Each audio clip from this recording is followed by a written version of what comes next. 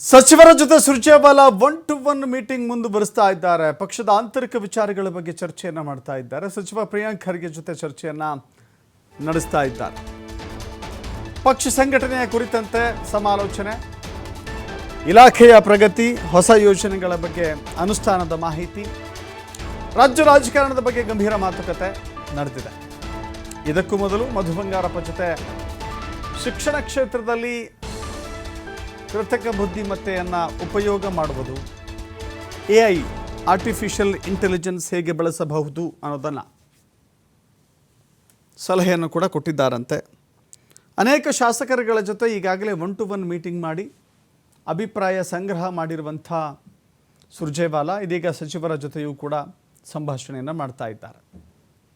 ಸಚಿವರ ಇಲಾಖೆಯ ಪ್ರಗತಿ ಹೇಗಿದೆ, ಇಲಾಖೆಯ ಸಂಬಂಧಪಟ್ಟಂತೆ ಏನೆಲ್ಲ ಕುಂದುಕೊರತೆಗಳಿದ್ದಾವೆ, ಅನುದಾನದ ಕೊರತೆ ಇಲಾಖೆಗಳಿಗೂ ಕೂಡ ತಟ್ಟಿದೆ. ಕೇವಲ ಶಾಸಕರಿಗೆ ತಮ್ಮ ಕ್ಷೇತ್ರಗಳ ಅಭಿವೃದ್ಧಿಗೆ ಮಾತ್ರವಲ್ಲ, ಇಲಾಖೆಗಳಿಗೂ ಕೂಡ. ಸೊ ಹೀಗಾಗಿ ಏನೆಲ್ಲ ಕುಂದುಕೊರತೆಗಳಿದ್ದಾವೆ, ಏನೆಲ್ಲ ಸವಾಲುಗಳಿದ್ದಾವೆ, ಏನೆಲ್ಲ ಅಭಿವೃದ್ಧಿ ಆಗಿದೆ ಅನ್ನೋದನ್ನು ಕೂಲಂಕಷವಾಗಿ ಚರ್ಚೆ ಮಾಡಿದ್ದಾರೆ.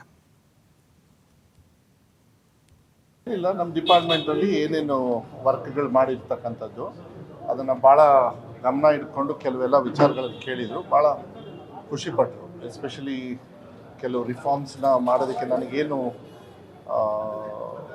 ಈ ಡಿಪಾರ್ಟ್ಮೆಂಟ್ ಪೋರ್ಟ್ಫೋಲಿಯೋ ಕೊಟ್ಟಾಗ ಏನು ನನಗೆ ಟಾರ್ಗೆಟ್ ಕೊಟ್ಟಿದ್ದರು, ಆ ಟಾರ್ಗೆಟ್ನ ಮತ್ತು ಅದಕ್ಕಿಂತ ಹೆಚ್ಚಾಗೂ ಕೂಡ ಕೆಲವು ವಿಚಾರಗಳನ್ನು ಎಸ್ಪೆಷಲಿ ಈ ಸಂವಿಧಾನ ಪೀಠಿಕೆ ಶಾಲೆಯಲ್ಲಿ ಓದ್ತಕ್ಕಂಥದ್ದಾಗಲಿ ಮತ್ತು ಈ ಆಜಿಮ್ ಪ್ರೇಮ್ಜಿ ಫೌಂಡೇಶನ್ ಈ ನ್ಯೂಟ್ರಿಷನಿಗೆಲ್ಲ ಹೇಳಿದರು. ಸ್ವಲ್ಪ ಕಲ್ಯಾಣ ಕರ್ನಾಟಕ ಭಾಗದಲ್ಲೆಲ್ಲ ಸ್ವಲ್ಪ ಅಕ್ಷರ ಆವಿಷ್ಕಾರ ಅಂತ ಹೇಳಿ ಒಂದು 5,000 crores ಸ್ಪೆಷಲ್ ಗ್ರ್ಯಾಂಟ್ ಇದೆ. ಅದರೊಳಗೆ 25% ಬರೀ ಎಜುಕೇಷನಿಗೆ ಕೊಡಿ ಅಂಥೇಳಿ ಏನು ಇಟ್ಟಿದ್ದಾರೆ, ಅದ್ರ ಬಗ್ಗೆನೂ ಕೂಡ ಹೆಚ್ಚು ಚರ್ಚೆ ಮಾಡಿದರು.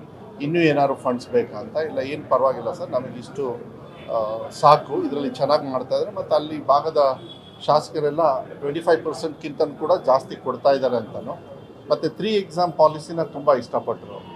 ಯಾಕೆಂದರೆ ವೆಬ್ಕಾಸ್ಟಿಂಗ್ ಮಾಡಿ ಮಕ್ಕಳು ಈ ಸ್ವಲ್ಪ ಕಾಪಿ ಹೊಡೆಯೋದು ಇದೆಲ್ಲ ನಿಲ್ಲಿಸಿರ್ತಕ್ಕಂಥದ್ದು ಈಗ 1.5 ವರ್ಷದಿಂದ ಅದು ಭಾಳ ಸ್ಟ್ರಾಂಗಾಗಿ ಮಾಡಿದ್ರು. ಈ 3 ಎಕ್ಸಾಮ್ ಪಾಲಿಸಿಯಲ್ಲಿ ಮಕ್ಕಳಿಗೆ ಅವಕಾಶಗಳನ್ನು ಕೊಟ್ಟು ಅವ್ರು ಮತ್ತೆ 84,000 ಮಕ್ಕಳು ಪಾಸ್ ಆಗಿರ್ತಕ್ಕಂಥದ್ದೆಲ್ಲ ನೋಡಿ ಭಾಳ ಖುಷಿಪಟ್ಟರು ಅದ್ರ ಬಗ್ಗೆ. ಮತ್ತು AI ಬೇಸ್ಡು ಟೆಕ್ನಾಲಜಿನ ಸ್ವಲ್ಪ ಇನ್ನೂ ಒತ್ತು ಕೊಟ್ಟಿದ್ದೀರಾ, ಇನ್ನೊಂದು ಸ್ವಲ್ಪ ಜಾಸ್ತಿ ಕೊಡಿ. ಇಂಟ್ರಾಕ್ಟಿವ್ ಸ್ಮಾರ್ಟ್ ಕ್ಲಾಸಸ್ಸು ಇದಕ್ಕೆಲ್ಲ ಸ್ವಲ್ಪ ನಾನು ಹೇಳಿದೆ. ಈ ರೂಮ್ಸಿಗೆ ಸ್ವಲ್ಪ, ಯಾಕೆಂದರೆ ಮಲೆನಾಡು ಭಾಗದಲ್ಲಿ ಮತ್ತು ಹಿಂದಿನ ವ್ಯವಸ್ಥೆಯಲ್ಲಿ ಏನಾಗಿತ್ತು ಅಂದರೆ ಸುಮಾರು ಸಾವಿರಾರು ಶಾಲೆಗಳಿಗೆ ಅನುದಾನವನ್ನು ಕೊರತೆಯಿಂದ ಮಾಡಿದರು. ಏನಿಲ್ಲ, ನಮ್ಮ ಡಿಪಾರ್ಟ್ಮೆಂಟಲ್ಲಿ ಏನೇನು ವರ್ಕ್ಗಳು ಮಾಡಿರ್ತಕ್ಕಂಥದ್ದು ಅದನ್ನು ಭಾಳ ಗಮನ ಇಟ್ಕೊಂಡು ಕೆಲವೆಲ್ಲ ವಿಚಾರಗಳನ್ನು ಕೇಳಿದ್ವಿ.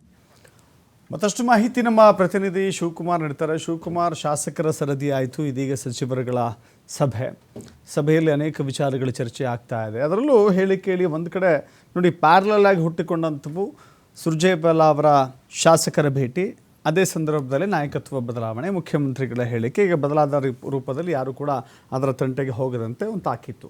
ಸದ್ಯಕ್ಕೆ ಈಗ ಸಚಿವರುಗಳಿಂದ ಏನೆಲ್ಲ ಮಾಹಿತಿಯನ್ನು ಪಡೆಯಲಾಗ್ತಾ ಇದೆ, ರಾಜಕೀಯವಾಗಿ ಅದೆಲ್ಲ ಏನೆಲ್ಲ ರಿಫ್ಲೆಕ್ಷನ್ಗೆ ಕಾರಣವಾಗುತ್ತೆ ಅಂತ? ದಶರಥ, ಹಿಂದೆ ಶಾಸಕರ ಜೊತೆ ಸುರ್ಜೇವಾಲಾ 1-to-1 ಸಭೆಯನ್ನ ಮಾಡಿದ್ರು. ಶಾಸಕರು ಅಸಮಾಧಾನವನ್ನ ವ್ಯಕ್ತಪಡಿಸಿದ್ರು. ಅನುದಾನದ ವಿಚಾರ, ಕ್ಷೇತ್ರದ ಅಭಿವೃದ್ಧಿ ವಿಚಾರ, ಸಚಿವರು ಸರಿಯಾಗಿ ಸ್ಪಂದನೆ ಮಾಡೋದಿಲ್ಲ ಅನ್ನುವಂತ ವಿಚಾರ, ಇಲಾಖೆಗಳ ವಿಚಾರದಲ್ಲಿ ಸಚಿವರು ನಮ್ಗೆ ಸ್ಪಂದನೆಯನ್ನ ಮಾಡ್ತಾ ಇಲ್ಲ ಅಂತೇಳಿ ಹಲವು ಆರೋಪಗಳನ್ನ ಮಾಡಿದ್ರು. ಸೊ ಇದರ ಬಗ್ಗೆ ಶಾಸಕರಿಂದ ಸಾಕಷ್ಟು ಮಾಹಿತಿಗಳನ್ನ ಪಡ್ಕೊಂಡಿದ್ರು, ಎಲ್ಲವನ್ನು ಕೂಡ ನೋಟ್ ಮಾಡ್ಕೊಂಡಿದ್ರು. ನಿನ್ನೆಯಿಂದ ಸಚಿವರ ಜೊತೆ ಸಭೆಯನ್ನ ಮಾಡ್ತಾ ಇದ್ದಾರೆ. ಶಾಸಕರು ಯಾವೆಲ್ಲ ಸಚಿವರ ಮೇಲೆ ಆರೋಪಗಳನ್ನ ಮಾಡಿದ್ರು, ಯಾವ ವಿಚಾರಗಳ ಮೇಲೆ ಆರೋಪವನ್ನ ಮಾಡಿದ್ರು, ಆ ವಿಚಾರಗಳಿಗೆ ಸಂಬಂಧಪಟ್ಟಂತೆ ಇವತ್ತು ಸಚಿವರಿಂದ ಕ್ಲಾರಿಟಿಯನ್ನ ತೆಗೆದುಕೊಳ್ತಾ ಇದ್ದಾರೆ. ಅಂದ್ರೆ ಏನು ನಿಮ್ಮ ಮೇಲೆ ಈ ರೀತಿಯಾದಂತ ಗುರುತರವಾದಂತ ಆರೋಪ ಬಂದಿದೆ, ಇದು ನಿಜನ ಸುಳ್ಳ ಅನ್ನುವಂತ ಪ್ರಶ್ನೆಗಳನ್ನ ಹಾಕಿ ಸಚಿವರಿಂದಲೂ ಕೂಡ ಮಾಹಿತಿಗಳನ್ನ ಪಡ್ಕೊಂಡಿದ್ದಾರೆ. ಕೆಲವು ಸಚಿವರು 1-2 ಶಾಸಕರು ಆ ರೀತಿಯಾಗಿ ಹೇಳಿರಬಹುದು ಅಂತ ಹೇಳಿ ಮಾಹಿತಿಯನ್ನ ಕೊಟ್ರೆ, ಕೆಲವರು 1-7 ಶಾಸಕರು ಆ ರೀತಿಯಾದಂತಹ ಆರೋಪಗಳನ್ನ ಮಾಡಿರಬಹುದು ಅನ್ನುವಂತ ಮಾಹಿತಿಗಳನ್ನು ಕೂಡ ಕೊಟ್ಟಿದ್ದಾರೆ. ಜೊತೆಗೆ ಶಾಸಕರು ಏನೆಲ್ಲ ಆರೋಪಗಳನ್ನ ಮಾಡಿದ್ದಾರೆ ಅದನ್ನ ನಾವು ಮುಂದಿನ ದಿನಗಳಲ್ಲಿ ಸರಿಪಡಿಸ್ಕೊಳ್ತೇವೆ ಅನ್ನುವಂಥದ್ದನ್ನು ಕೂಡ ಸಚಿವರು ಸುರ್ಜೇವಾಲಾ ಅವರ ಮುಂದೆ ಹೇಳಿದ್ದಾರೆ. ಇನ್ನು ಕೆಲವು ಸಚಿವರು ತಾವು 2 ವರ್ಷಗಳಲ್ಲಿ ಏನು ಸಾಧನೆಯನ್ನ ಮಾಡಿದ್ದೀವಿ, ಇಲಾಖೆಯಲ್ಲಿ ಯಾವ ಹೊಸ ಯೋಜನೆಗಳನ್ನ ಜಾರಿಗೆ ತಂದಿದ್ದೇವೆ, ಈ ಎಲ್ಲದರ ಬಗ್ಗೆ ಕೂಡ ಮಾಹಿತಿಗಳನ್ನ ಕೊಟ್ಟಿದ್ದಾರೆ. ಹಾಗೆ ಅನುದಾನದ ವಿಚಾರದಲ್ಲಿ ಆರ್ಥಿಕ ಇಲಾಖೆಯಿಂದ ಹಣ ಬಿಡುಗಡೆ ವಿಳಂಬ ಆಗಿರೋದ್ರಿಂದ ಕೆಲವರಿಗೆ ಅನುದಾನ ರಿಲೀಸ್ ಮಾಡೋದು ವಿಳಂಬ ಆಗಿದೆ. ಅದನ್ನ ಹೊರತುಪಡಿಸಿದ್ರೆ ನಾವು ಎಲ್ಲ ಶಾಸಕರಿಗೂ ಕೂಡ ಅವೈಲಬಲ್ ಇದ್ದೇವೆ. ಯಾರ ಜೊತೆ ಕೂಡ ನಾವು ಭಿನ್ನಾಭಿಪ್ರಾಯಗಳನ್ನ ಇಟ್ಕೊಂಡಿಲ್ಲ ಅನ್ನುವಂತ ಮಾಹಿತಿಗಳನ್ನು ಕೂಡ ಸಚಿವರು ಕೊಟ್ಟಿದ್ದಾರೆ. ಇವತ್ತು ಸುಮಾರು 11 ಜನ ಸಚಿವರನ್ನ 1-to-1 ಸಭೆಗೆ ಕರೆಯಲಾಗಿತ್ತು. ಅದರಲ್ಲಿ ಈಗಾಗಲೇ 9 ಜನ ಸಚಿವರು ಭೇಟಿಯನ್ನ ಕೊಟ್ಟು ಸುರ್ಜೇವಾಲಾ ಅವರ ಮುಂದೆ ಮಾಹಿತಿಗಳನ್ನ ಕೊಟ್ಟಿದ್ದಾರೆ. ನಾಳೆ ಕೂಡ ಉಳಿದಿರುವಂತಹ ಸಚಿವರ ಸಭೆಯನ್ನ ಕರೆದಿದ್ದಾರೆ. ನಿನ್ನೆ 3 ಜನ ಸಚಿವರು ಹಾಜರಾಗಿದ್ರು. ನಾಳೆ